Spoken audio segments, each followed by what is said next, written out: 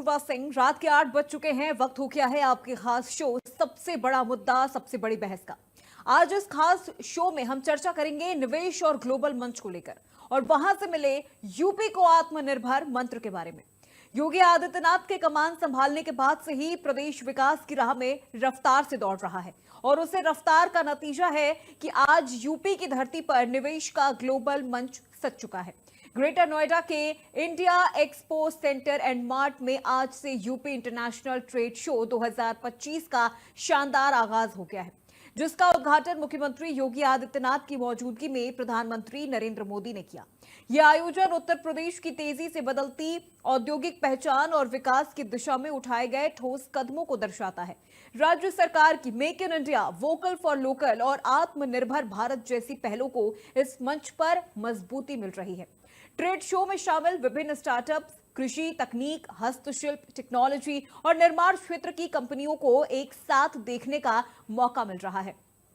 ये मंच सिर्फ उत्पादों की प्रदर्शनी तक सीमित नहीं है, बल्कि ये निवेश, साझेदारी और रणनीतिक संवाद का भी बड़ा अवसर बनकर उभरा है।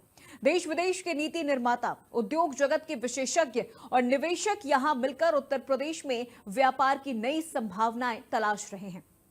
यूपी इंटरनेशनल ट्रेड शो न सिर्फ एक व्यापारिक आयोजन है, बल्कि ये उत्तर प्रदेश के आर्थिक विकास की एक झलक भी है। इस मंच के जरिए राज्य अपनी स्थानीय प्रतिभा, उत्पादन क्षमता और औद्योगिक ढांचे को वैश्विक स्तर पर प्रदर्शित कर रहा है, जो आने वाले वर्षों में उत्तर प्रदेश को निवेश और व्यापार के लिए एक पसंदीदा गंतव्य बनाने की दिशा में अहम साबित कदम हो सकता है। लेकिन विपक्ष है कि प्रदेश के विकास को भी सवालों के घेरे में खड़ा कर रहा है, प्रदेश के ग्लोबल मंच पर निशाना साध रहा है। आखिर क्यों विपक्ष प्रदेश में विकास को दौड़ते नहीं देखना चाहता? आज इन्हीं सवालों के साथ हम चर्चा करेंगे, लेकिन उससे पहले कुछ रिएक्शंस आपको सुनवाते हैं। सेनाएं स्वदेशी चाहती हैं, दूसरों पर निर्भरता को कम करना चाहती हैं। इसलिए भारत में ही हम एक वाइब्रेंट डिफेंस सेक्टर डेवलप कर रहे हैं। पुर्जे पुर्जे पर मेड इन इंडिया की छाप हो, हम ऐसा इकोसिस्टम बना रहे हैं। और अंत्योदय को राष्ट्रोदय में बदलने का आदरणीय प्रधानमंत्री जी की प्रेरणा से ये यूपी इंटरनेशनल ट्रेड शो एक विशिष्ट अवसर है।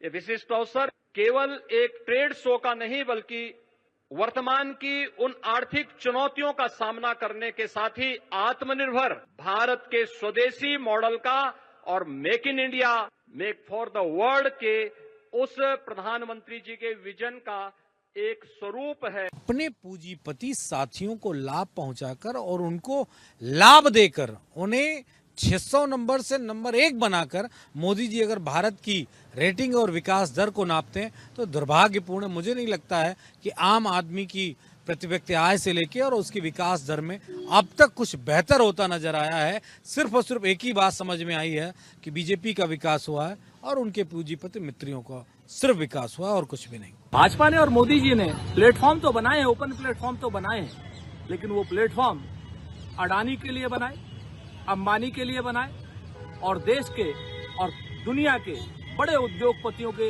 लिए बनाए हैं, जैसे ट्रंप के लिए बनाए, जी जिनपिंग के लिए बनाए, जहां पर वो सिर्फ और सिर्फ भारत के नुकसान का व्यापार करते। हमारे ऊपर 50% टैरिफ लगता है और उनके कॉटन को हम इंपोर्ट फ्री करते।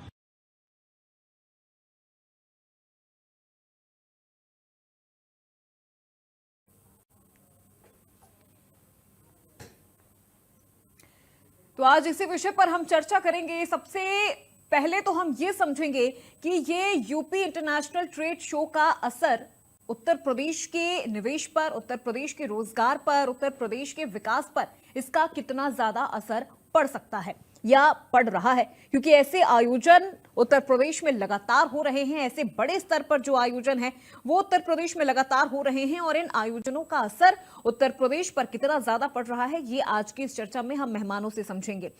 क्योंकि देखिए, राज्य सरकार की make in India, vocal for local और आत्मनिर्भर भारत जैसी पहलों को इस मंच पर मजबूती मिल रही है।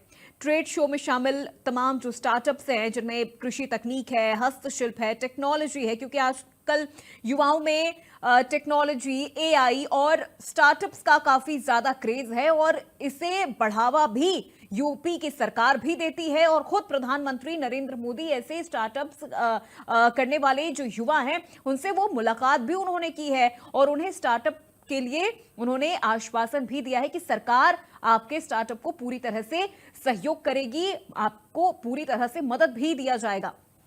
तो आज जो ये आयोजन शुरू हुआ है इंटरनेशनल ट्रेड शो, इसका कितना बड़ा इंपैक्ट उत्तर प्रदेश में देखने को मिलेगा आने वाले वर्षों में, या आने वाले जो युवा हैं जो रोजगार के लिए अभी पूरी तरह से कैपेबल है उनके लिए कितना ज्यादा ये महत्वपूर्ण हो जाता है, ये आज इस चर्चा में हम समझेंगे। क्योंकि ट्रेड शो में शामिल जो स्टार्टअप्स हैं उनका सबसे ज्यादा जिक्र हो रहा है। इसके अलावा आपको बता दें कि ये मंच सिर्फ प्रोडक्ट्स की प्रदर्शनी का नहीं है, बल्कि यहाँ पे निवेश है, साझेदारी है और रणनीतिक संवाद का भी बड़ा अवसर ये ट्रेड शो बनकर उभरा है। देश विदेश की नीति निर्माता, उद्योग जगत के विशेषज्ञ यहां मिलकर उत्तर प्रदेश में व्यापार की नई संभावनाएं तलाश रहे हैं और यूपी इंटरनेशनल ट्रेड शो न सिर्फ एक व्यापारिक आयोजन है बल्कि ये उत्तर प्रदेश के आर्थिक भविष्य की एक झलक भी है। इस मंच के जरिए राज्य अपनी स्थानीय प्रतिभा, उत्पादन क्षमता और औद्योगिक ढांचे को वैश्विक स्तर पर प्रदर्शित कर रहा है। तो पीएम नरेंद्र मोदी ने नोएडा में इंडिया एक्सपो मार्ट में गुरुवार को यूपी इंटरनेशनल ट्रेड शो का शुभारंभ किया। उन्होंने कारोबारियों से भी बातचीत की और कहा कि चिप से लेकर शिप तक भारत में बनाना चाहते हैं, इसीलिए अपना बिजनेस मॉडल ऐसा बनाइए जो आत्मनिर्भर भारत को मजबूती देगा। बदलती हुई दुनिया में जो देश जितना ज्यादा दूसरों पर निर्भर रहेगा उसकी ग्रोथ उतनी ही कॉम्प्रोमाइज रहने वाली है। इसीलिए भारत को किसी पर निर्भर रहना अब मंजूर नहीं है, भारत को आत्मनिर्भर बनाना होगा। इससे पहले पीएम ने कारोबारियों से बात की और प्रोड्यूसर से भी उन्होंने मिला। आपको बता दें कि पीएम नरेंद्र मोदी बोनी कपूर और उनके बेटे अर्जुन कपूर से भी उन्होंने मुलाकात की। तस्वीरें भी हमने आपको दिखाई कि वो यहाँ पर फिल्म जगत की हस्तियों से भी उन्होंने मुलाकात की है। ट्रेड शो की कई तस्वीरें हम इस वक्त आपको दिखा रहे हैं। ये ट्रेड शो 29 सितंबर तक चलेगा। रूस पार्टनर देश के रूप में हिस्सा ले रहा है।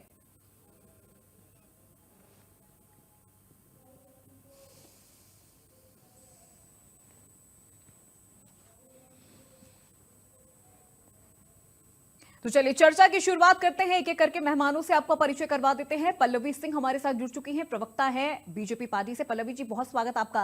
राज चावला जी हमारे साथ जुड़ चुके हैं इकोनॉमिस्ट के तौर पर। राज जी आपका भी बहुत स्वागत है। रतन तिवारी जी हमारे साथ जुड़ गए हैं, प्रवक्ता है कांग्रेस पार्टी के। रतन जी आपका भी बहुत स्वागत है। और समाजवादी पार्टी का पक्ष रखने के लिए हमारे साथ प्रवक्ता यश भारती जी जुड़ चुके हैं। यश भारती जी आपका भी बहुत स्वागत है। सबसे पहले राज चावला जी मैं आपसे शुरुआत करूंगी, उसके बाद प्रवक्ताओं का रुख करूंगी क्योंकि तब चर्चा थोड़ी राजनीतिक हो जाएगी। अभी हम इसे रोजगार, निवेश, एआई और इन तमाम चीजों के नजरिए से अगर समझे तो ये यूपी इंटरनेशनल ट्रेड शो जैसे जो आयोजन लगातार उत्तर प्रदेश में पिछले कई सालों से हम देख रहे हैं कि वो हो रहा है, रोजगार पर इसका कितना असर पड़ेगा, उत्तर प्रदेश के डेवलपमेंट पे आप इसे किस तरह से, कितना इंपैक्टफुल आप मानते हैं, या आपको लगता है कि नहीं ऐसे आयोजन होने की वजह से कुछ नकारात्मकता भी हो सकती है, कुछ चीजों की कमी आपको लग रही है कि ऐसे होना चाहिए था, ये चीजें जो नहीं हो पा रही हैं?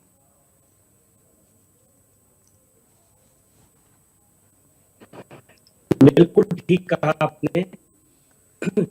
आज जिस तरह का ये थर्ड आयोजन उत्तर प्रदेश, सबसे बड़ी इसमें गर्व की बात ये है कि रशिया जैसा डेवलप कंट्री इस प्रोग्राम का पार्टनर जी ने। ठीक है राज चावला जी, आपको मैं बीच में रोक रही हूँ, माफी के साथ। आपकी आवाज काफी ज्यादा ब्रेक होके आ रही है। मैं लौटूंगी आपके पास फौरन। हमारे सहयोगी अभिषेक हमारे साथ जुड़ गए हैं, अभिषेक का रुख कर लेते हैं। अभिषेक, उत्तर प्रदेश में इंटरनेशनल ट्रेड शो पहली बार नहीं हो रहा है, इसके पहले भी कई बार आयोजन हो चुका है और आज जिस तरह से पीएम नरेंद्र मोदी ने अपने संबोधन में कहा कि चिप से लेके शिप तक, यानी छोटी एक सुई से लेके बड़े जहाज तक की चीजें भारत में बननी चाहिए, हम किसी दूसरे कंट्री पे छोटी से छोटी चीजों के लिए भी डिपेंड नहीं रहना चाहते हैं।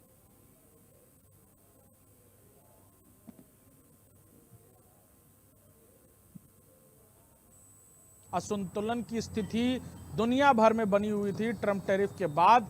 ऐसे में उत्तर प्रदेश का ये इंटरनेशनल ट्रेड शो, सीधे तौर पर उत्तर प्रदेश में होने वाले इंटरनेशनल ट्रेड शो एक बहुत बड़ी उम्मीद और असीमित आयाम खोलता हुआ नजर आया है ट्रेड की दुनिया में। और सीधे तौर पर भारत वैश्विक स्तर पर कई कदम आगे बढ़ा रहा है, चाहे SCO समिट में भारत का दो टूक जवाब देना हो और उसके बाद भारत की तरफ से मॉरिशस के साथ किए गए संधि और समझौते। सीधे तौर पर इंटरनेशनली भारत कई सारे कदम आगे बढ़ा रहा है और ऐसे में वैश्विक स्तर पर भारत ना सिर्फ अपने लिए बल्कि बाकी देशों के लिए जो कई सारे वजहों से वैश्विक संकट से गुजर रहे हैं, उनके लिए भी इस ट्रम्प टैरिफ के बाद यानी इस बढ़े हुए टैरिफ के बाद सीधे तौर पर नए आयाम और नए दरवाजे खोलता नजर आ रहा है। यही वजह है कि भारत के ऊपर हमेशा से ही बाकी देश उम्मीद लगाकर, टकटकी लगाकर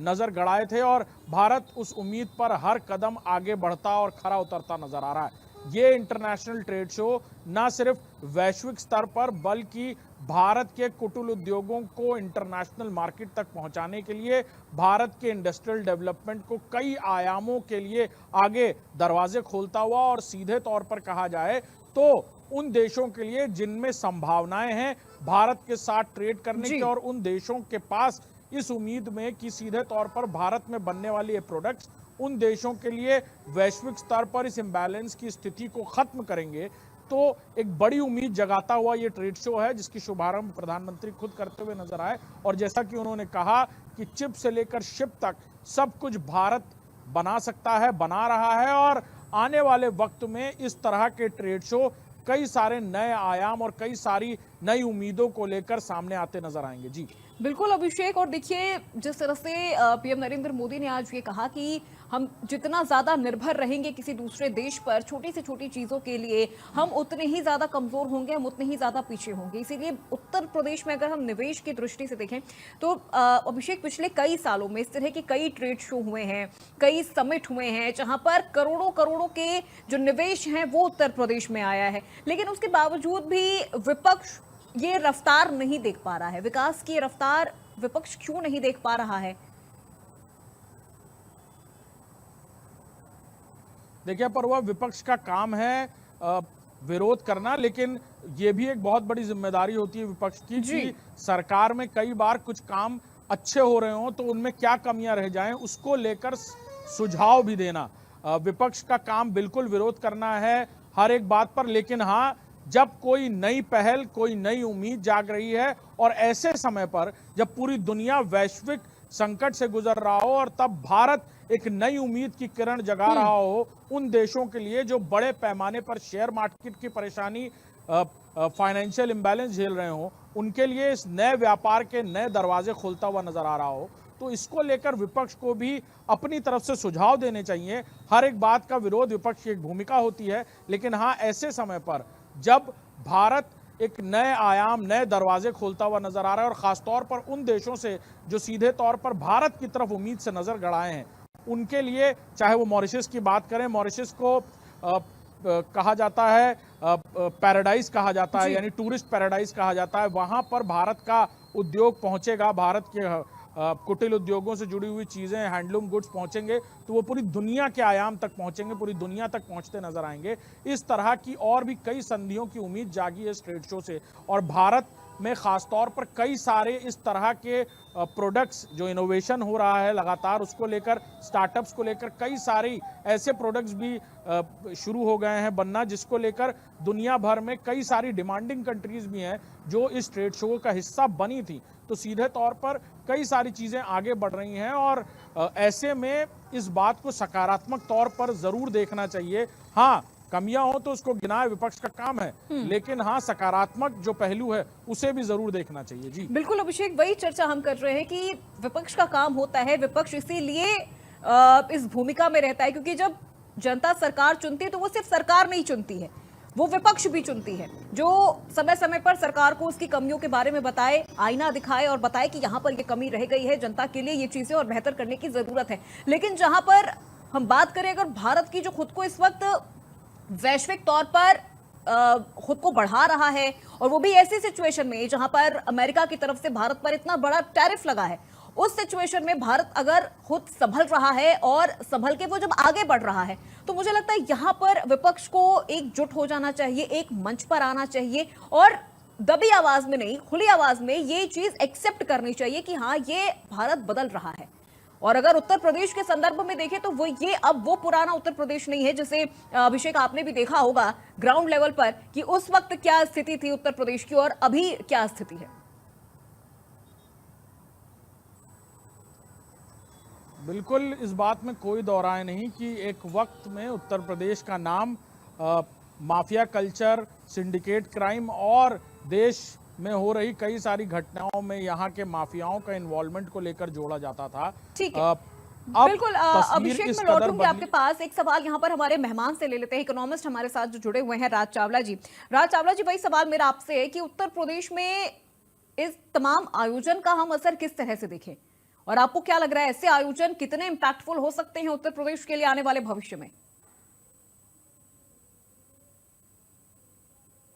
देखिए, ये जो आयोजन है ये एक इंटरनेशनल आयोजन है जी, और इसमें गर्व की बात यह है कि रशिया इस आयोजन का पार्टनर है। और इस तरह के आयोजन से ही जो हमारे एंटरप्रेन्योर हैं, बिजनेसमैन हैं, वो सब आगे बढ़ते हैं। ऐसे आयोजनों से निवेश आता है और जैसा कि आज प्रधानमंत्री जी की स्पीच में भी बात आई कि आज इंडिया सेकंड लार्जेस्ट मैन्युफैक्चरर है मोबाइल फोन का, इलेक्ट्रॉनिक्स का, और उसमें उत्तर प्रदेश सबसे बड़ा भागीदार है, टोटल प्रोडक्शन का 55%। ये क्यों कमाल हुआ? क्योंकि यहाँ पे जो पहले जो उत्तर प्रदेश की रेपुटेशन थी कि हर आदमी डरता था इन्वेस्टमेंट करने के लिए, व्यापारी वर्ग डरता था।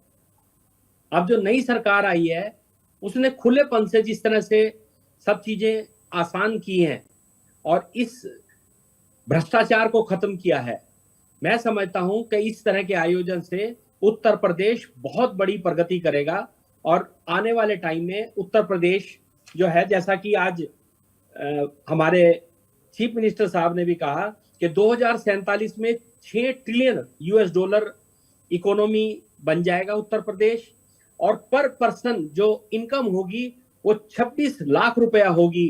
तो ये बहुत बड़ी बात है, जो एक एक्सपेक्टेशन है, जो एक ट्रेंड है। तो मैं समझता हूं कि इससे भावी विकास होगा उत्तर प्रदेश का। ठीक है, Pallavi Singh ji, Noida international trade show 2025 UP को ग्लोबल निवेश हब बनाने की दिशा में एक और बड़ा कदम है और ऐसे आयोजन पहले भी हुए हैं और आगे भी होते रहेंगे। किस तरह से देख रही हैं इन आयोजनों को? उत्तर प्रदेश कितना ज्यादा बदल रहा है, कितना ज्यादा बदलते हुए आपने देखा है?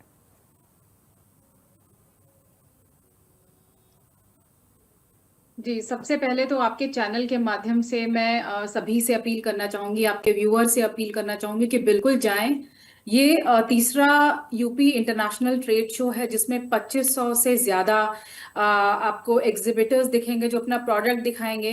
हमारा वन डिस्ट्रिक्ट वन प्रोडक्ट जिसको हम आगे लेके चलते हैं, तो आपको उत्तर प्रदेश के सभी जिलों के जो स्पेसिफिक चीजें हैं, अभी तक उत्तर प्रदेश किस तरीके से बीमारू राज्य के नाम से जाना जाता था 2017 से पहले की यदि बात कर लें, और लोग लखनऊ जानते थे कि उत्तर प्रदेश की राजधानी है, यहाँ पे चिकन का कुर्ता भी कुछ लोग जानते थे, सभी नहीं जानते थे। लेकिन आज एक वैश्विक मंच मिल चुका है उत्तर प्रदेश को। हर कोई जानता है कि कन्नौज की इत्र है, या भदोई की कालीन है, या पीतल नगरी मुरादाबाद के पीतल के समान है, चूड़ियां यहाँ फिरोजाबाद की हैं।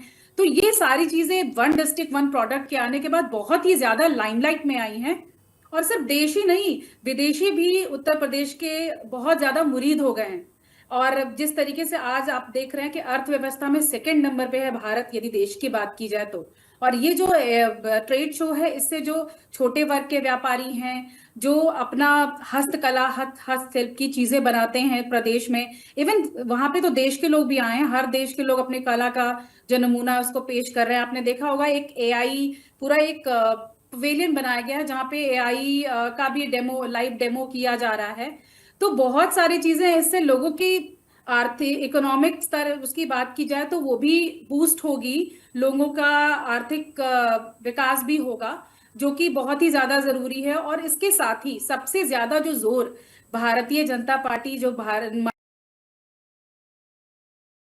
है, जिसको साकार करने में ये ये भी एक कदम है जो आगे हम बढ़ा रहे हैं। आपने भी देखा, पहले उत्तर प्रदेश की यदि बात की जाए तो कट्टे बनते थे, कट्टे बिकते थे। अब यहाँ पे सेना के हथियार बनते हैं। वेबलेस स्कॉट जैसी गन जो है वो बन रही है। सेना पहले लोग क्या होता था, यदि बात की जाए समाजवादी पार्टी के समय की सरकार की बात की जाए तो कर्फ्यू लगते थे, उसमें माफिया लोग माफिया होते थे, वो हाथ में गन लेके AK-47 लेके लहरा के घूमते थे। कर्फ्यू उनको कोई फर्क नहीं पड़ता था। दिक्कत होती थी किसको? जनता को होती थी। व्यापारी यहाँ पे अपना व्यापार नहीं कर पाते थे। बड़ी बड़ी कंपनीज का यदि नाम लिया जाए तो यहाँ पे आके निवेश करने में कतराते थे। JK सीमेंट अभी रिसेंटली उन्होंने अपना यहाँ पे प्लांट स्टार्ट किया है। तो अब जितने भी व्यापारी हैं, जितनी बड़ी बड़ी इंडस्ट्रीज हैं, वो उत्तर प्रदेश में निवेश के आसार देख रही हैं और वो आके निवेश कर रही हैं। तो अब जो है उत्तर प्रदेश वो पहले वाला उत्तर प्रदेश नहीं रह गया।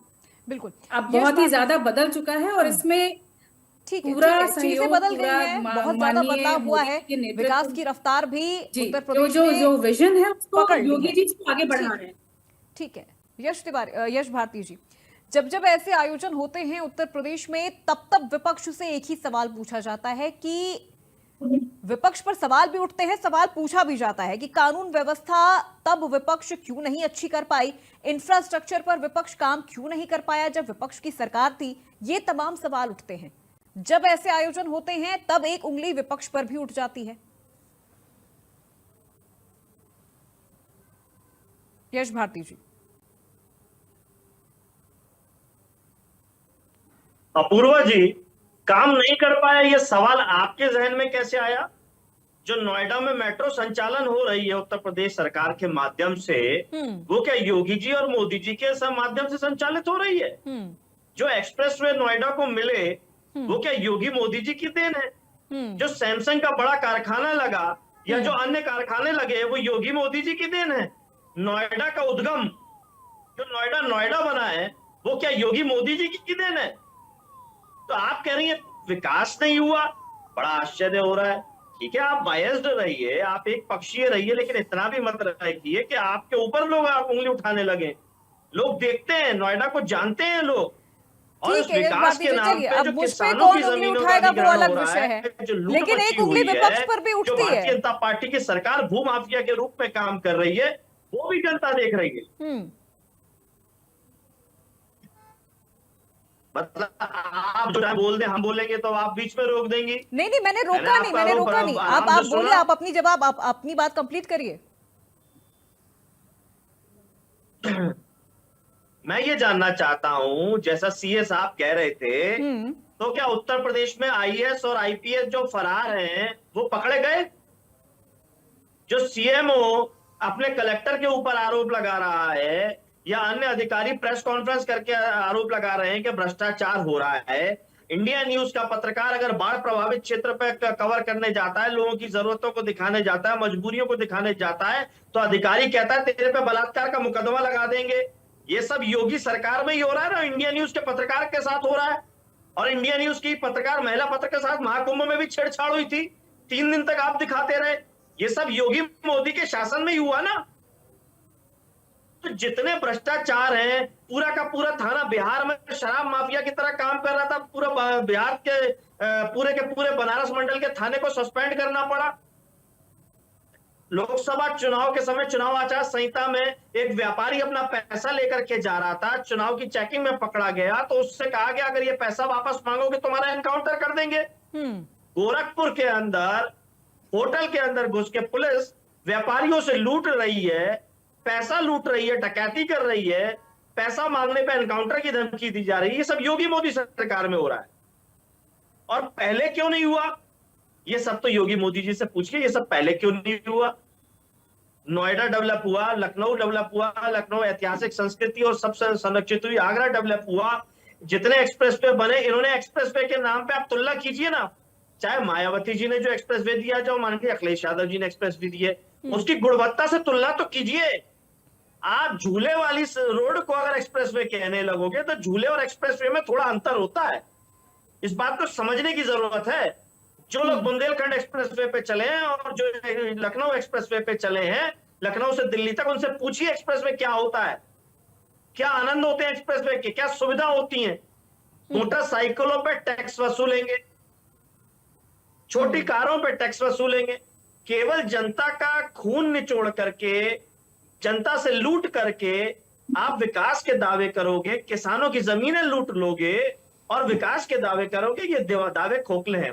मैं ये जानना चाहता हूं, नोएडा में जो फिल्म सिटी बन रही थी उसके बोर्ड लगने के अलावा कोई विकास हुआ क्या? जो योगी सरकार कह रही थी कि हम फिल्म सिटी बना रहे हैं बहुत बड़ी, पिछले 5 साल में उसका बोर्ड लगने के अलावा कोई काम हुआ, कोई ईंट लगी क्या? ये आप दिखाइए ना। जो एयरपोर्ट बना रहे थे उस एयरपोर्ट से कितनी कनेक्टिविटी बन गई फ्लाइट की, वो फ्लाइट कनेक्टिविटी बताइए ना। कितने लोग नोएडा से जुड़ गए हैं, कौन सी बेहतर सुविधा बता दी है, उन पे बात कीजिए। केवल झूठ परोसने के लिए तो हर बार 15 अगस्त को लाल किले के प्राचीर से नरेंद्र मोदी जी बोलते हैं ना झूठ, और बचा कुछ अब मोदी जी योगी जी बोल देते हैं, उनकी सरकार के लोग बोल देते हैं। एसटीएफ पे आरोप इनके सहयोगी दल, अपना दल के ही लोग लगा रहे हैं ना, हम लोग तो नहीं लगा रहे हैं कि एसटीएफ उनको मारने का षड्यंत्र करती है। तो आम आदमी कहां सुरक्षित रहेगा जब सहयोगी इनको खतरा महसूस करते हो इनसे। ठीक है यश भारती जी, अब देखिए आपने इंडिया न्यूज के पत्रकार का जिक्र कर दिया, आपने ये जिक्र किया कि महाकुंभ में पत्रकार के साथ इस तरह से मिसबिहेव हुआ। बहुत बार बोल चुके हैं आप यश भारती जी, अब कुछ नया लाइए। मैं हर बार जब मैं आपके साथ चर्चा करने बैठती हूँ यश भारती जी, ये एक एग्जाम्पल, अब रुक जाइए, नहीं यश भारती जी रुकिए, अब रुकिए सर, रुक जाइए। आपने बोला आपको पूरे पेशेंस के साथ मैंने सुना सर, पूरे संयम के साथ सुना, पूरे संयम के साथ सर मैंने आपको सुना। अब कुछ नया लाइए, अब कुछ नया लाइए। पत्रकार के साथ क्या हुआ? अरे ये नया ही है। कुंभ में क्या हुआ? ठीक है, वो हमें भी पता है सर, वो हमें भी पता है, वो हमें भी पता है। आप हमें हमारी चीज मत बताइए, आप हमें हमारी चीज मत बताइए, वो हमें भी पता है सर। आप रुक जाइए यश भारती जी, बात यहाँ ये हो रही है कि उत्तर प्रदेश में इंटरनेशनल ट्रेड शो का आयोजन हुआ है, उसमें जिस तरह से जो इन्वेस्टर्स आ रहे हैं, जो एग्जिबिटर्स आ रहे हैं, वो जिस संख्या में आ रहे हैं, जिस संख्या बल के साथ आ रहे हैं, उसे तो नहीं नकारा जा सकता सर। क्या इतनी बड़ी संख्या में या इतना बड़ा आयोजन, एक भी जब समाजवादी पार्टी की सरकार थी क्या हुआ था सर? जवाब दे दूं? नहीं जवाब दीजिएगा, आप जवाब दीजिएगा, सवाल पहले पूरा सुन लीजिए फिर आप जवाब दीजिएगा। इतना बड़ा आयोजन क्या कभी हुआ? इतना बड़ा आयोजन क्या कभी हुआ उत्तर प्रदेश में या देश में? नहीं सर, क्या बनाया सर आप लोगों ने? कट्टा बनाते थे सर, कट्टा बनाते थे। नोएडा का क्या है यश भारती जी? कट्टा बनाते थे सर, नोएडा और गाजियाबाद का कट्टा। यश भारती जी, वो तो मैं पूछूंगी सवाल, वो तो मैं सवाल पूछूंगी पल्लवी जी से, वो इसीलिए बैठी हैं, वो अगर सत्ता में उनकी पार्टी है तो मैं इसीलिए उनसे सवाल उनसे भी पूछूंगी। ऐसा नहीं है कि सिर्फ प्यारे दुलारे सवाल मैं उनसे पूछूंगी और सारे कड़वे सवाल मैं आपसे पूछूंगी, नहीं, सवाल उनसे भी होंगे सर, सवाल उनसे भी होंगे। लेकिन आप मुझे बता दीजिए, माफिया राज कितना पनप गया था सर? माफिया राज कितना पनप गया था? कौन सा महीना ऐसा नहीं होता था जिस दिन उत्तर प्रदेश में सर कर्फ्यू नहीं लगा होता था? लोग घरों से बाहर नहीं निकलने से पहले लोग 10 बार सोचते थे। अच्छा, ये पल्लवी जी की जगह आप ज्यादा नहीं बोल रही हैं यश भारती जी। यश भारती जी एक मिनट सर, सुनिए ना। नहीं यश भारती जी, यश भारती जी, मैं कितना बोल रही हूँ ये आप ये मेरे बोलने की लिमिट आप नहीं तय करेंगे, मेरे बोलने की लिमिट आप नहीं तय करेंगे सर, मेरे बोलने की लिमिट आप नहीं तय करेंगे। मेरा सवाल है, मैं आपसे सवाल पूछूंगी, मेरा सवाल पल्लवी जी से भी होगा। यश भारती जी, मेरे बोलने की लिमिट आप तय नहीं करेंगे सर, मेरे बोलने की लिमिट आप तय नहीं करेंगे सर। अरे कहीं तो एक मंच पर आइए सर, कहीं तो एक मंच पर आइए। ठीक है, विपक्ष का काम होता है सरकार की कमियों को दिखाना, सरकार की कमियों को उजागर करना, लेकिन हर चीज में कमी निकाल रहे हैं सर आप लोग, हर चीज में कमी निकाल रहे हैं, समाजवादी सरकार में हर चीज में कमी निकाल रहे हैं। कुछ तो बोलिए, कहीं तो आप एक पक्ष में आइए, कहीं तो एक मत होइए कि हाँ उत्तर प्रदेश बदल रहा है। अरे अगर बदल रहा है तो उत्तर प्रदेश में आप भी रह रहे हैं सर, वो बदलाव आप भी महसूस करेंगे। ऐसा नहीं कि जब से योगी मोदी की सरकार आ गई आप सड़कों पर आ गए हैं, नहीं सर, नहीं वो चीज नहीं है ना सर। बलात्कार में नंबर 1, कस्टोडियल डेथ में नंबर 1, मानव अधिकार के नोटिस में नंबर 1, तो न्यायालय से नोटिस मिलने में और लताड़ लगने में नंबर 1, भ्रष्टाचार में नंबर 1।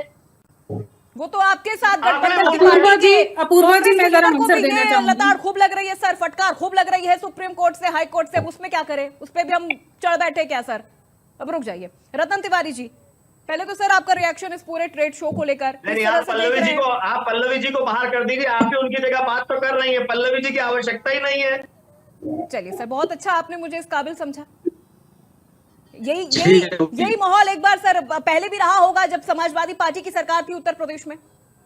अब अगर मैं किसी पॉजिटिव व्यू में अगर ये चीज बोल रही हूँ तो आप लोगों को लगता है कि ठीक है, मीडिया तो बायस्ड हो गई है, एंकर तो बायस्ड हो गए हैं, वो बीजेपी के प्रवक्ता बन गए सर, वो आपकी प्रॉब्लम है, जवाब आप क्यों देते वो हो? आपकी प्रॉब्लम है सर।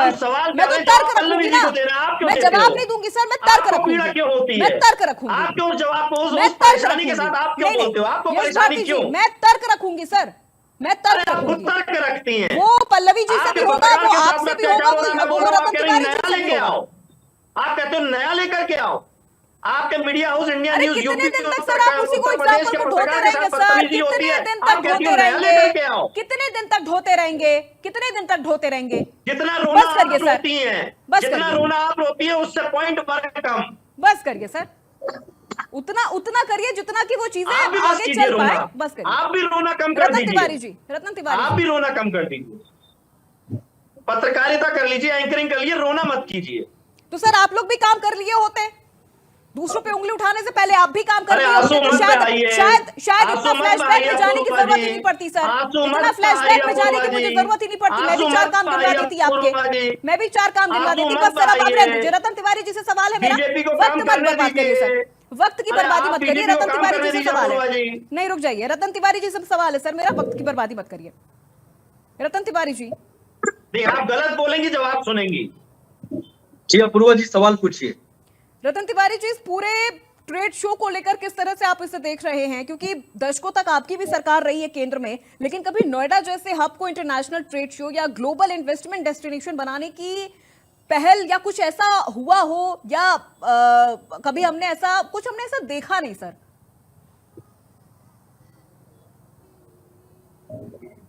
देखिए अपूर्वा जी, जब ये डबल इंजन की सरकार बनी तो मुझे याद है 2018 में भी ये निवेश का मेला लगाया गया था, ग्लोबल निवेश जिसे कहते हैं भाजपाई।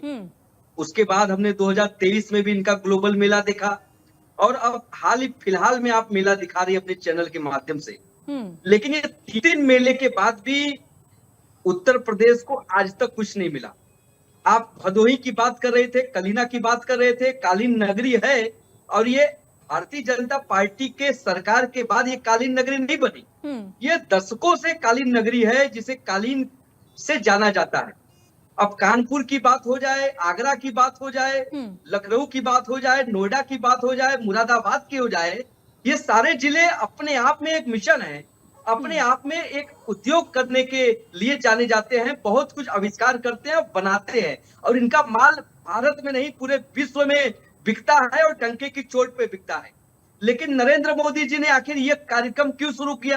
क्योंकि उनका एक मित्र है अमेरिका में जो इन्हें लगातार हंटर मार रहा है, कभी टैरिफ लगा देता है, कभी कौन से वीजा पे शुल्क लगा देता है। क्योंकि नरेंद्र मोदी जी कहीं ना कहीं चिंतित है और भयभीत है, क्योंकि उनका एक मित्र है जिसकी सरकार बनवाने अमेरिका गए थे, कहते थे अब की बार ट्रम्प सरकार, लेकिन आज वो ट्रम्प ने भी इनके पीठ पे चंबुक मारना स्टार्ट किया है। अब अपूर्वा जी मैं मुद्दे पे आता हूँ। उत्तर प्रदेश में आप कहते हैं कि भय मुक्त उत्तर प्रदेश हो गया, उत्तर प्रदेश में कानून का राज है, उत्तर प्रदेश में बलात्कार नहीं होते, लेकिन मैं आपको बता दूं कि आप अगर इंक्वायरी करेंगे तो बलात्कार के मामले में उत्तर प्रदेश नंबर 1 है। अभी आपके ही चैनल पे मैं हेडलाइन पढ़ रहा हूँ, आजमगढ़ में 100 मिल कहीं न कहीं उत्तर प्रदेश में लगातार हो रही है और सरकार के खिलाफ बोलता है। अभी आपके चैनल पे यश भारती जी कुछ अच्छा बता रहे थे, लेकिन आपने उनकी आवाज को बंद कर दिया। हम लोकसभा में नेता विपक्ष राहुल गांधी जी जब सरकार से सवाल पूछते, उनकी माइक को बंद कर दिया जाता है। लेकिन यह चलने वाला नहीं है। हमने वोट चोरी पकड़ ली है, और उस वोट चोरी का जो नतीजा है पूरे भारत में दिखेगा। आपकी बीजेपी जो है, बीजेपी कहती है कि भैया तेजस्वी यादव नवी फेल है, वो मुख्यमंत्री कैसे बनेंगे? तो आप ही बता दीजिए ना पूर्वा जी, क्या योगी आदित्यनाथ जी कितना पढ़े लिखे हैं? आप ही बता दीजिए, अगर वो 9 से ज्यादा पढ़े होंगे तो मैं उन्हें अपना मुख्यमंत्री स्वीकार कर लूंगा, लेकिन यह बात नहीं कहेंगे, क्योंकि योगी आदित्यनाथ पे अगर आपने सवाल पूछ लिया तो शायद हो सकता है कि नौकरी पे ग्रहण लग जाए। लेकिन मैं आपको बताऊं अपूर्वा जी, उत्तर प्रदेश में कुछ भी नहीं हुआ है। आज महाराष्ट्र में अडानी को कौड़ियों के भाव जमीन बेची जा रही है। आज उत्तर प्रदेश में अडानी को पूरा ओपन प्लाट दिया जा रहा है। असम में अडानी घूम रहे हैं, लोग घूम रहे हैं कि गरीब के आदिवासियों की जमीन को कब्जा, जमीन को बेचने का काम ये सरकार कर रही है। कहीं न कहीं भारतीय जनता पार्टी अब जनता समझ नहीं है, ओरी करके पूरी सरकार चले। लोकतंत्र को कब तक आप कमजोर करेंगे, लोकतंत्र की कब तक हत्या करेंगे? देश अब जाग रहा है, नाम की परपंच चल सकते हैं, लेकिन आने वाले समय में देश को आप ज्यादा दिन तक को बना सकते हैं। अपूर्वा जी, ठीक है, एक सवाल आपका यहाँ पर था रतन तिवारी जी कि तेजस्वी यादव को कहा जा रहा है कि 9वीं फेल है, वो क्या मुख्यमंत्री बनेंगे? फिर आपने ये सवाल पूछा कि योगी आदित्यनाथ कितने पढ़े लिखे हैं, 9वीं से ज्यादा है। 9वीं से ज्यादा है सर, 9वीं से ज्यादा है सर, 10वीं से भी ज्यादा है, 12वीं से भी ज्यादा है। बैचलर ऑफ आर्ट्स की डिग्री है उनके पास, हिंदू धर्म और वेदों के अध्ययन में पारंगत। देते ना, सवाल मुझसे था यश भारती जी, सवाल मुझसे था यश भारती जी, सवाल मुझसे था यश भारती जी, सवाल मुझसे नहीं पल्लवी जी एक मिनट, सवाल मुझसे था यश भारती जी, जवाब मैं दूंगी, जवाब मैं दूंगी। अगर आपको इससे कोई परेशानी है तो मुझे उससे कोई मतलब नहीं है सर। मैंने भी सुना, जवाब आपसे नहीं था, जवाब बीजेपी वालों से था। अब आपने तो मुझे बीजेपी वाला मान लिया है सर, आपने तो मुझे बीजेपी वाला मान लिया, तो जवाब भी सुन लीजिए, जवाब भी सुन लीजिए सर। नहीं हजम हो रहा है आपकी परेशानी, नहीं हजम हो रहा है आपकी परेशानी, मान लिया, स्वागत है, ठीक है, स्वागत है, आपने अपने आप को बीजेपी वाला मान लिया। मैंने क्या कहा, मैंने क्या कहा आपसे, मैंने क्या कहा आपसे? आपने अगर मुझे बीजेपी वाला मान लिया है तो फिर जवाब भी आप मुझसे सुन लीजिए, जवाब भी आप मुझसे सुन लीजिए। सुनाइए, बीजेपी वाली अपूर्वा मैडम जी बताइए, इंडिया न्यूज तो बात खत्म हो गई। यश भारती जी, मुझे लग रहा है आप थोड़ा सा अपने शब्दों को अगर आप गरिमा के साथ अगर बोले तो ज्यादा बेहतर होगा, ज्यादा बेहतर होगा। नहीं यश भारती जी, सरकाज़म मुझे भी बहुत अच्छी तरीके से समझ में आता है, मुझे भी करना भी आता है सर, सरकाज़म मुझे समझ में भी आता है, करना भी आता है, ठीक है, तो इन चीजों को मैं बहुत अच्छी तरीके से समझ लेती हूँ सर। तो ये मेरे साथ मत करिएगा, तभी सुन रही है, ये मेरे साथ मत करिएगा सर, ये सरकाज़म वाली पॉलिटिक्स मेरे साथ मत करिएगा, और वो हमारे सरकाज़म वाली पॉलिटिक्स मेरे साथ बिल्कुल भी मत करिएगा यश भारती जी, मेरे साथ बिल्कुल मत करिएगा सर। जवाब सुनना है, सक्षम है जवाब सुनने के लिए तो संयम के साथ सुन लीजिए, नहीं तो सर आप अपना माइक म्यूट कर सकते हैं, बंद कर सकते हैं। हम सवाल भी करेंगे, जवाब भी देंगे, हमारे जवाब को आप रोकेंगे फिर भी हम जवाब देंगे, हम सवाल करते रहेंगे। हमारा विपक्ष में रह करके जनता की बात उठाना हमारा काम है। आप सरकार की ढबली बजाइए, कम से कम जनता जहां खुश है सर वहां खुश भी हो जाइए, जनता जहां खुश है वहां खुश भी हो जाइए, जनता जहां खुश है वहां खुश हो जाइए। चलिए ठीक है, चलिए ठीक है, सवाल ये था योगी आदित्यनाथ जी की पढ़ाई को लेकर सवाल था, वो मैंने जवाब दे दिया। चलिए बस अभिषेक आपका रुख करूंगी मैं, अब सवाल मेरे सहयोगी से है या वो आप मुझे करने देंगे? अभिषेक, जिन चीजों को हम लगातार देख रहे हैं उत्तर प्रदेश में, एक बार बार ये कहा जा रहा था बीमारू राज्य के तौर पर है, निवेश के संदर्भ में अगर हम देखें तो इतना बड़ा इंटरनेशनल लेवल पर आयोजन शायद ही पहले हुआ होगा। बिल्कुल, निवेश के दृष्टिकोण से अगर देखा जाए पूर्वा जी, तो इस तरह का भव्य आयोजन जिसमें देश विदेश से लोग पहुंच रहे हैं और बहुत रेप्यूटेड ऐसे इंस्टीट्यूशंस जो इसका हिस्सा थे, जिन्होंने इस बात को लेकर भी ये बात आगे कही कि वो चाहते हैं कि वो भारत में और ख़ासतौर पर उत्तर प्रदेश में अपने संयंत्र लगा पाएं, यानी अपनी इंडस्ट्रीज लगा पाएं, और जिसका जीता जीवंत उदाहरण है उत्तर प्रदेश में कई सारी ऐसी इंडस्ट्रीज जिनको ज़मीन अलॉट हुई, जिन्होंने यहाँ पर कंपनीज खोली हैं, रोज़गार के अवसर बढ़े हैं। चाहे वो बात हर एक चीज़ की कर ली जाए, हथियारों की अगर बात की जाए तो बिल्कुल आपने उदाहरण दिया कि पहले कट्टे बनते थे, अब वेबली स्कॉट जैसी बंदूकें यहाँ बनने लगी हैं, जो सीधे तौर पर कहा जाए तो एक विदेशी कंपनी की तरफ से यहाँ भारत में और ख़ासतौर पर उत्तर प्रदेश में इसका निर्माण कार्य शुरू किया गया था।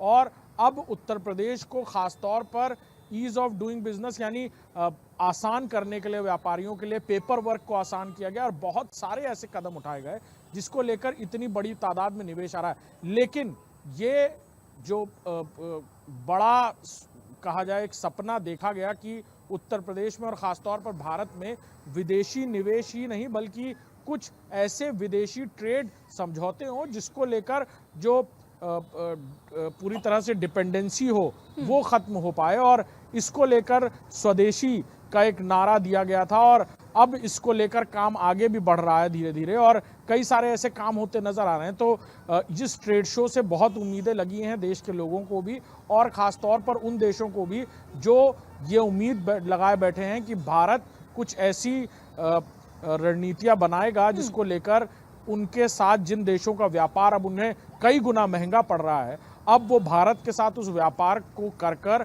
अपने देश की आर्थिक संतुलन को और बेहतर कर पाएंगे, यानी वैश्विक संतुलन को बेहतर कर पाएंगे और भारत को भी इसका निश्चित तौर पर लाभ होगा। बिल्कुल बिल्कुल। अभिषेक, राज चावला जी, आपको लगता है सर चिप से लेके शिप तक अगर हम उत्तर प्रदेश के संदर्भ में इन चीजों को समझें तो ये चीजें संभव हैं उत्तर प्रदेश में? ऐसी चीजें यूपी जैसे राज्य में आपको लगता है कि पॉसिबल है कि वहां चिप से लेके शिप तक की चीजें बन सकें?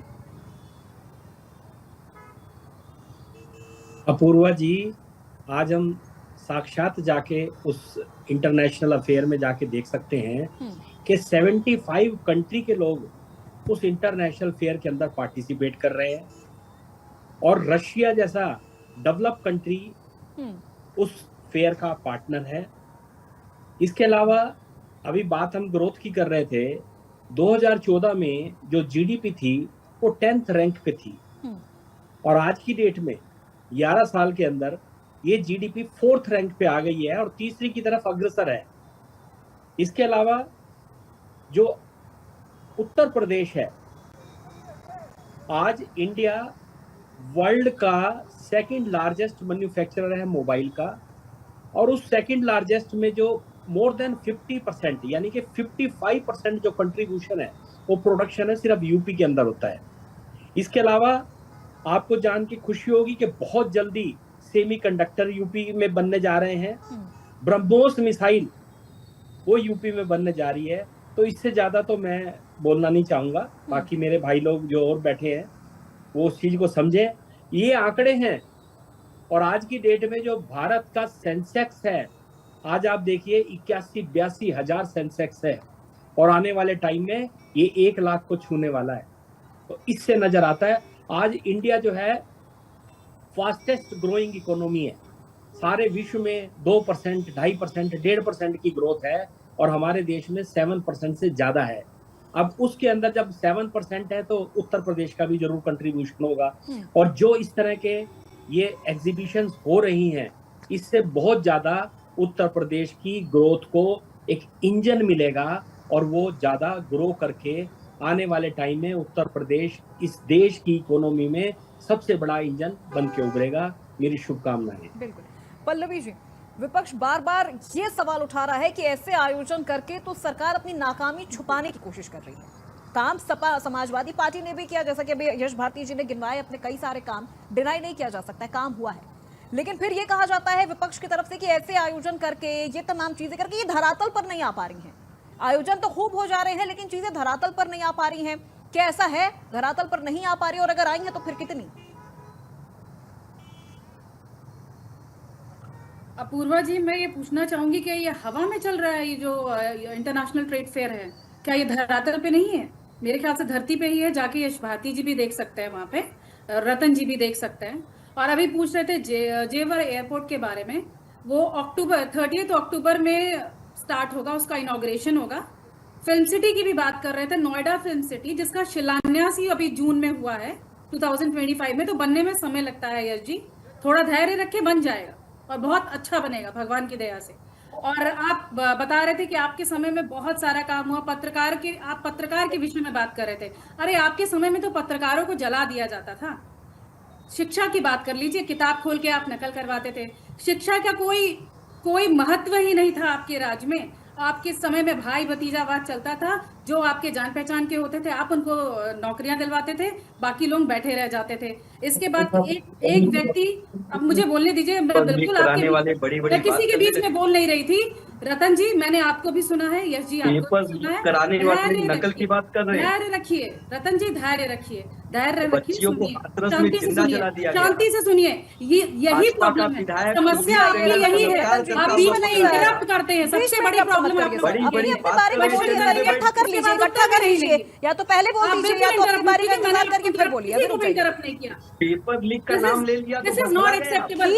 ठीक है रतन जी, आप बीच में रखिए ना, आप क्या सुनना है एक बार बोल दीजिए। मध्य प्रदेश में हो रहा है। नहीं रतन तिवारी जी, बीच में नहीं सर, महाराष्ट्र में हो रहा है। बीच में नहीं सर। जहाँ जहाँ डबल इंजन रतन तिवारी जी, पेपर लीक वहाँ हो रहा है। तिवारी जी है, क्योंकि बच्चों आप के झूठ भविष्य बोलते के हैं, साथ आप लोग आप खेल यहाँ रहे पे हैं। बैठ के झूठ मत बोलिए, आप बौखला रहे हैं। खाली बैठ के आप बोलते रहिए, फिर आप ही बोलिए प्लीज। कैरी रतन तिवारी जी, फिर से बीच में नहीं सर, मेरी जब आप चर्चा में शांत इस हो तरह से जाएंगे मत तो करिए। बताइएगा। पहले या तो बोल लेते हैं या तो फिर अभी आपने पेपर लीक और पर्चा लीक सुना है तो आप अपनी बारी में इसका जवाब दीजिएगा। पल्लवी जी बात कंप्लीट करिए।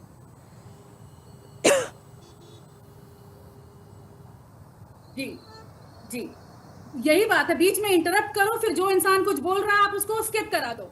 यही इनकी स्ट्रैटेजी है। हर चैनल पे, मैं जिस चैनल पे जाती हूँ वहां पे यही होता है, and this is really bad. इसके बाद एक व्यक्ति था जिसको पकड़ा गया, जिसके 6 जगह पे उसकी सैलरी आ रही थी, 6 जगह पे बकायदा सरकारी जगह पे।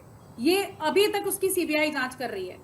इसके अलावा एक आदमी है जो 8 जगह पे जिसकी नौकरियां हैं, 8 जगह से उसको सैलरी आ रही है। ये समाजवादी पार्टी के सरकार की बात है। और भ्रष्टाचार और दंगे, 700 से ज्यादा दंगे आपके समय में होते हैं। टेररिस्ट के लिए आपकी स्पेशल सहानुभूति है, चाहे वो कांग्रेस पार्टी हो चाहे वो समाजवादी पार्टी हो।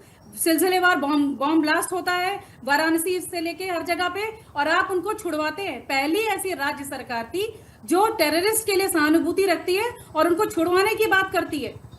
कि क्या आप किस तरीके से आप काम करते थे? आप पत्रकारों को जलाते थे, दंगे करवाते थे। कोई ऐसा त्योहार नहीं बीतता था जिससे पहले सांप्रदायिक दंगे। मैं आपकी बात का जवाब दूं पल्लवी जी? तुष्टीकरण की राजनीति, आपने नोएडा की उपलब्धियां बता दी। यश जी आप भी दे दीजिएगा ना उत्तर। मैं सुन रही थी ना आपकी बात धैर्य से। मैं जवाब देना चाह रहा हूँ आपसे। आप बिल्कुल दीजिए, पर मैं खत्म तो कर लूं एटलीस्ट। मेरा समय बहुत बाद आया, आपने बहुत पहले बोला, रतन जी बोले, उसके बाद राज चावला जी बोले, अभिषेक जी बोले, उसके बाद मैं आपका उत्तर दे रही हूँ ना। तो हैव पेशेंस एटलीस्ट। यही दिक्कत आती है। तो ये सारी चीजें आपके समय में होती तो जनता बहुत ज्यादा समझ चुकी है। आज की जनता उसको आप बेवकूफ नहीं बना सकते। सोशल मीडिया के माध्यम से उसके पास सारी चीजें पहुंचती हैं, वो समझती है कि आप किस तरीके से काम करते थे। इसी वजह से 2017 के बाद आपका यहां से पैकअप कर दिया है। पहले आप क्या करते थे? 1 डिस्ट्रिक्ट 1 माफिया, ये आपका स्लोगन था और हर जिले से आपकी एक माफिया निकलता था। आज 1 डिस्ट्रिक्ट 1 प्रोडक्ट है।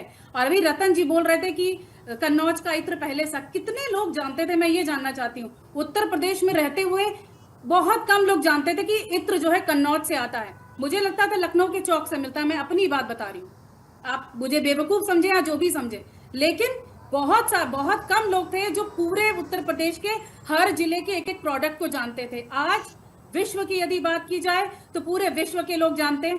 हंसते रहिए आप अपनी नाकामी पे, आपकी जो मैंने उपलब्धियां थी आपकी सरकार की वो गिनाई, इस पे शायद आपको हंसी आ रही होगी। That is perfectly all right. और समाजवादी कांग्रेस पार्टी की यदि बात की जाए तो उनकी तो मजबूरी है हाँ में हाँ मिलाने की, क्योंकि उत्तर प्रदेश में उनकी कोई जमीन ही नहीं है। उनकी जमीन बहुत पहले ही खिसक चुकी है। और इस बार कुछ सीटें जो आई हैं उनकी समाजवादी पार्टी की वजह से आई हैं, इसकी वजह से टिके पड़े हैं। और साथ में मिलके आपको साथ में गठबंधन, मजबूरी का जो गठबंधन आपने बनाया है। तेजस्वी जी की आप बात कर रहे थे, अरे बीएससी में मैथ्स से उन्होंने ग्रेजुएशन किया है, एक बार जाके चेक कर लीजिए। और आपको और ज्यादा पता करना हो तो आप उनके गांव भी जा सकते हैं, वहां जाके चेक कर लीजिए। उनके डॉक्यूमेंट्स भी होंगे अवेलेबल रतन जी। तो आप सबकी क्वालिफिकेशन बिना चेक किए, बिना जांचे आप नेशनल प्लेटफॉर्म पे बैठ के ऐसे कमेंट नहीं कर सकते। ठीक है रतन तिवारी जी, दूसरी क्लोजिंग बात, कमेंट के साथ इसके जवाब अलावा दीजिए। आप ये बोल रहे हैं। ठीक है रतन तिवारी जी, क्लोजिंग कमेंट के साथ जवाब दीजिए। जी अपूर्वा जी, आप कुछ कह रही हैं? जी रतन तिवारी जी से मेरा सवाल है। रतन तिवारी जी, क्लोजिंग कमेंट के साथ जवाब दीजिए। ये जो तमाम निवेश हो रहे हैं उत्तर प्रदेश में, भविष्य दिख रहा है आपको उत्तर प्रदेश का? अरे मैं आप ही कह रहा हूँ कि इनके इसका तारीफ कर देता।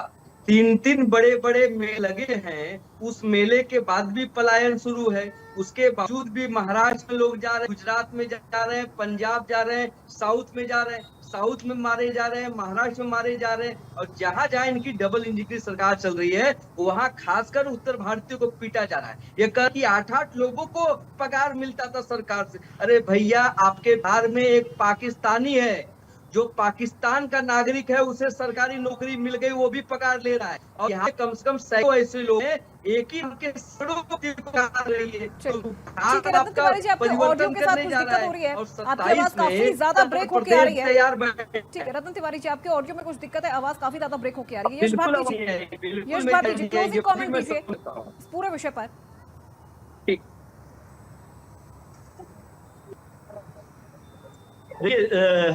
मेला लगा रही है भारतीय जनता पार्टी की सरकार, और मेले में लोग आनंद के लेने आते हैं और मेले से वापस आके भूल जाते हैं।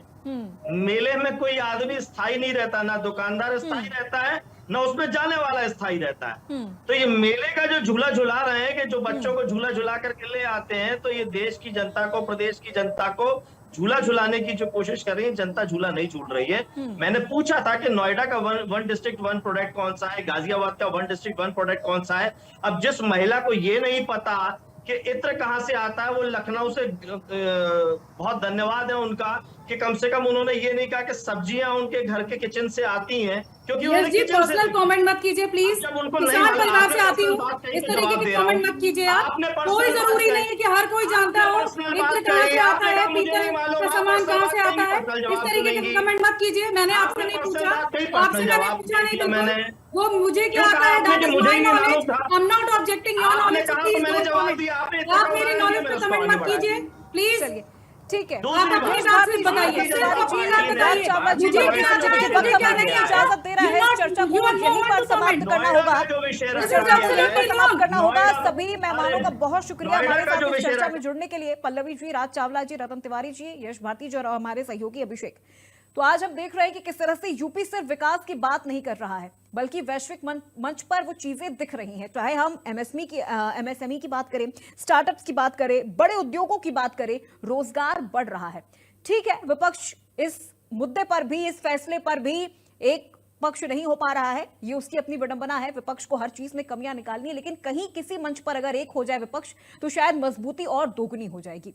लेकिन जिस तरह से उत्तर प्रदेश को लेकर एक नैरेटिव बना हुआ था, वो नैरेटिव अब धीरे धीरे खत्म हो रहा है। अब उत्तर प्रदेश डेवलप हो रहा है और तमाम जो डेवलप्ड कंट्रीज हैं, वहां से लोग निवेश करने के लिए उत्तर प्रदेश में आ रहे हैं, क्योंकि उनको पता है कि यहां का लॉ एंड ऑर्डर बहुत सख्त है। उन्हें पता है कि अगर वो यहां पर निवेश करेंगे तो उन्हें किसी तरह की कोई परेशानी नहीं होगी, किसी माफिया को, किसी दो कौड़ी के गुंडे को कोई हफ्ता नहीं देना पड़ेगा। तो ये बदलाव हो रहा है उत्तर प्रदेश में, और ये बदलाव इस वक्त हम सब देख रहे हैं। तो फिलहाल आज की इस चर्चा में मेरे साथ बस इतना ही। प्रदेश की तमाम खबरों के लिए आप देखते रहिए इंडिया न्यूज उत्तर प्रदेश उत्तराखंड।